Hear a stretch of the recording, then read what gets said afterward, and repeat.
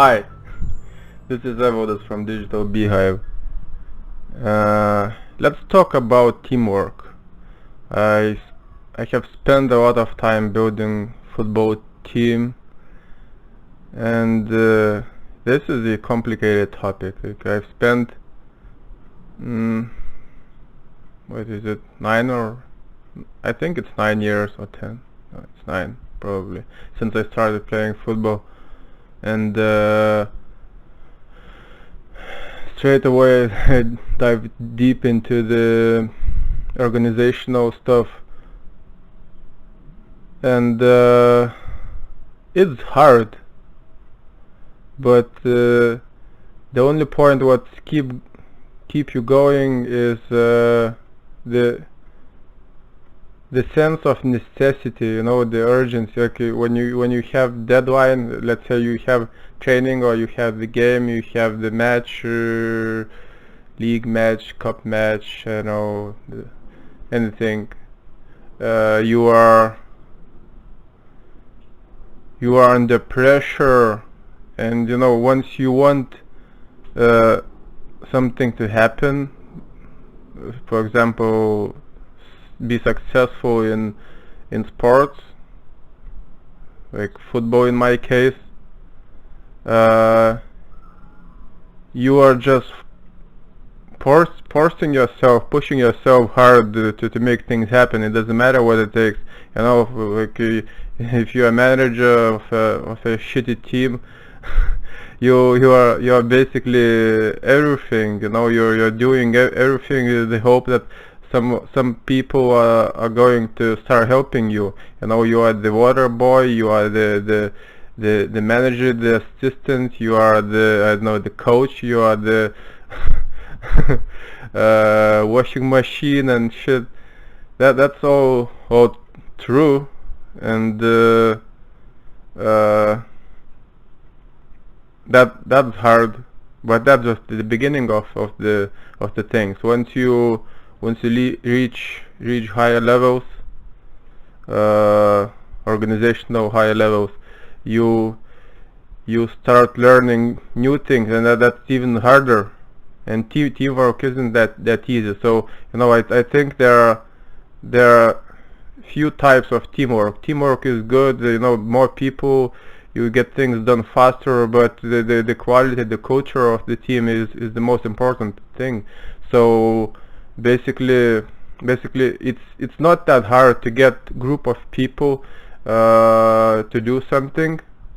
I've been doing that for a long time, and you get some results, but it takes time to develop your skills, to develop your understanding about the leadership, about team building, about like what kind of culture you want, what kind of communication you want in your group, and that's interesting and hard, the challenge. So that's why you need a person who's called leader to lead the crowd, because it's hard, it's interesting, it's cool, but you have to be committed, like I've been talking yesterday. Commitment. You just have to do whatever you are committed to do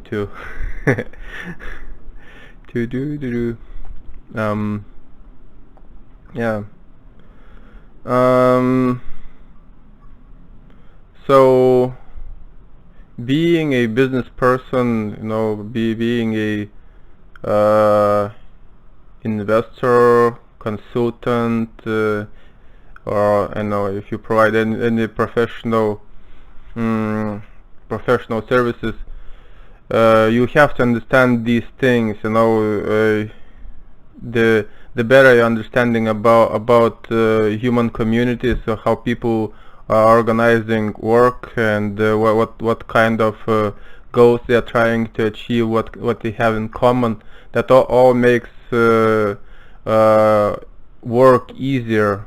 But it takes a lot of processing power to to get good, to get really good in the in team building and making things happen on a larger scale. And that's what I'm trying to do right now. I think that's one of the reasons I have started doing my daily talks, and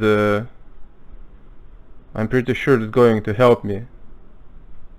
Expressing myself, forcing myself to think, do more of the critical thinking.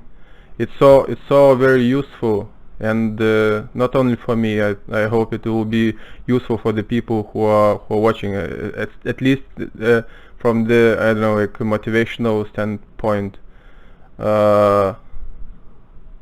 You know, because I believe when I start talking about some advanced stuff, I try to simplify things, but I think, you know, people who are just starting their development as a leader of the organization, they will understand things differently from those people who are having some experience, you know. So I guess that's it for today. Oh yeah, I had an idea. I think it would be easier and better to have few topics. I don't know, like not like few, I don't know, 20, 30, and you know, try and do some water thing. Pull the topics. Or maybe I could do it live, like, you know, for example, I started doing Saturday lives, for example, you know, and I just pick some topic, random topic, and talk about that, and hopefully with the person, interesting person, and interviewing people, that would be amazing. That's what I would like to do, but I have to prepare and find more serious people who would be willing to come and talk, and I'm not sure if it's the right place. I need to renovate my living room. It's not even mine, it's landlord's.